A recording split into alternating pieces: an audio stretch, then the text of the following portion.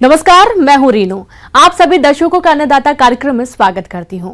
हमारे देश का किसान जन का पोषक है, वह श्रम का देवता है, अन्नदाता है। उसमें ही भारत की आत्मा निवास करती है।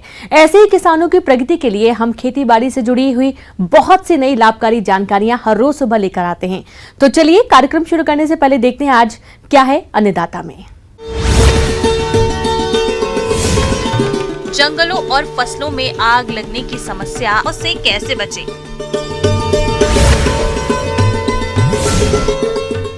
लौकी की फसल में कौन कौन से कार्यों को करें?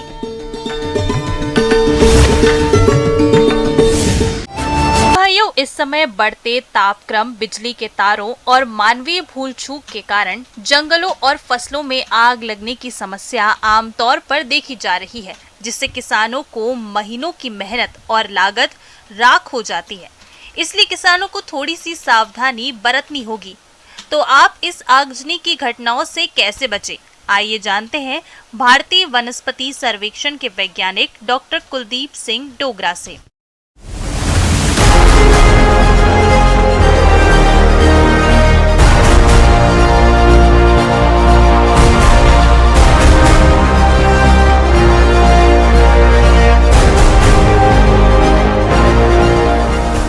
आज हम यहाँ पे जंगल में ही खड़े हुए हैं और जंगल में खड़े होके आज हम जो आजकल पूरे भारतवर्ष में जंगलों में आग का प्रकोप छाया हुआ है, हम उस पे आज बात करेंगे।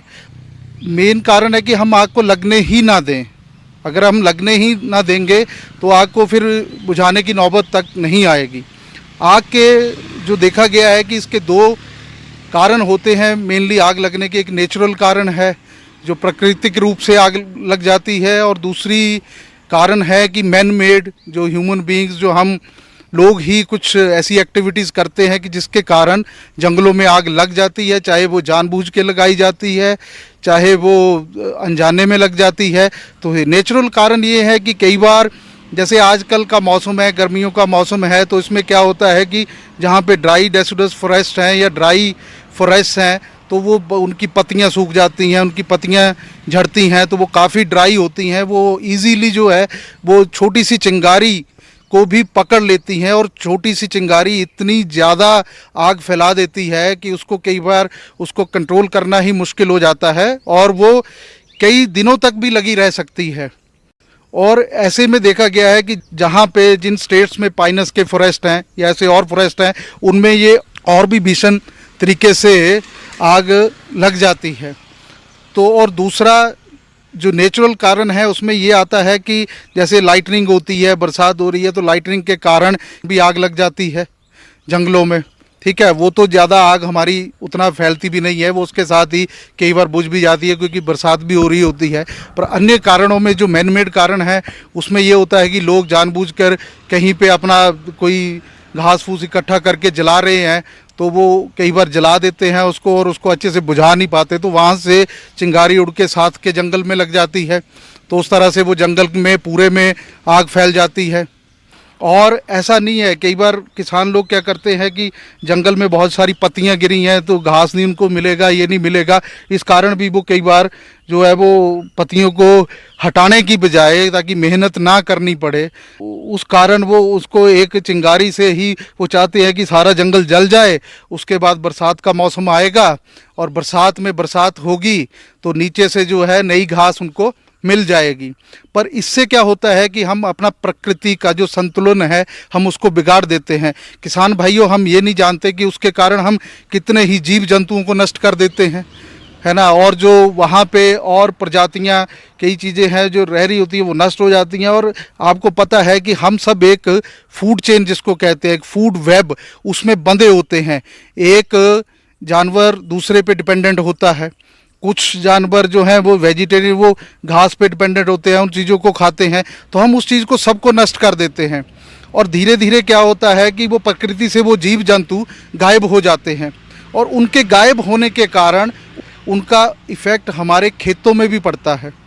किसान भाइयों, कई बार ये आग इतनी भयावह हो जाती है कि वो हमारे जंगल के साथ लगते हुए खेतों में भी पहुंच जाती है, और उससे क्या होता है कि हमारी फसलों को भी काफ़ी ज़्यादा नुकसान हो जाता है, और उसकी भरपाई करना इतना आसान नहीं होता, क्योंकि एक सीज़न में एक ही फसल लगाई जाती है।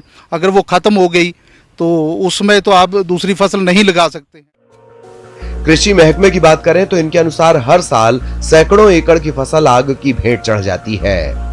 इसकी सबसे बड़ी वजह बिजली के खुले हुए तार हैं। ये जर्जर तार गर्मी और तेज हवा चलने पर टूट जाते हैं और इससे निकलने वाली चिंगारियों से फसल में आग लग जाती है। इसी प्रकार फसलों में पानी के पंप, ट्रांसफार्मर और थ्रेसिंग के कारण भी आग लगने की संभावना बनी रहती है, जिससे न केवल फसलें जलकर खाक हो जाती हैं, बल्कि इसके साथ ही किसानों की साल भर की कमाई भी डूब जाती है। किसान भाइयों को इस प्रकार की आगजनी की घटनाओं को रोकने के लिए पहले से ही तैयार और सतर्क रहना चाहिए, क्योंकि थोड़ी सी लापरवाही के कारण भी फसलों में आग लग सकती है। जितने भी जंगल हमारे खेतों के आसपास हैं, गांव के आसपास हैं, तो हम उससे पहले एक इस सीज़न के आने, गर्मियों के सीज़न के आने से पहले एक प्रिवेंटिव मेजर्स लिए जा सकते हैं। उसमें किसान मिलके, गांव के किसान मिलके सारे जंगल के आसपास एक खुदाई कर सकते हैं, एक एज, यानी कि एक आग जो है वो इस तरफ से उस तरफ ना पहुंच पाए, क्योंकि आग जो लगती है वो कंटिन्यूशन में लगती है, तो अगर वो नहीं पहुंच पाएगी तो आप उस जंगल को बचा सकते हैं। और दूसरा ये है कि जितने भी मेजर जंगल्स हैं हमारे, जिनको खतरा है, फॉरेस्ट डिपार्टमेंट को लगता है, किसी भी स्टेट गवर्नमेंट के फॉरेस्ट डिपार्टमेंट को लगता है, या भारत की जो गवर्नमेंट है उनको लगता है, बड़े बड़े फॉरेस्ट हैं हमारे, तो उनके आसपास जो फॉरेस्ट डिपार्टमेंट्स हैं डिफरेंट, उनकी पेट्रोलिंग होना बहुत ज़रूरी है। जब वो पेट्रोलिंग होगी तो कोई भी ऐसा तत्व आसपास नहीं आएगा जो कि आग लगाने की कोशिश करेगा। अगर वो कोशिश करेगा तो वो पकड़ा भी जाएगा। और एक और चीज़ की जा सकती है कि गांव वाले ही उन दिनों में थोड़ा मॉनिटरिंग कर सकते हैं, वहाँ पे वॉच टावर बनाए जा सकते हैं, और अगर आग लग जाए तो गांव वालों को इसकी फॉरेस्ट फायर से कैसे निपटना है या आग को कैसे बुझाना है उसकी एक ट्रेनिंग दी जा सकती है फॉरेस्ट फायर ऑफिसेज की तरफ से। तो उससे क्या होगा कि आम जनता इसमें जागरूक हो जाएगी कि हमें कैसे बुझाना है। पेड़ों की हरी डालियों से आग बुझाने का प्रयास करें। फसल में आग लगने पर मिट्टी और बालू डालें।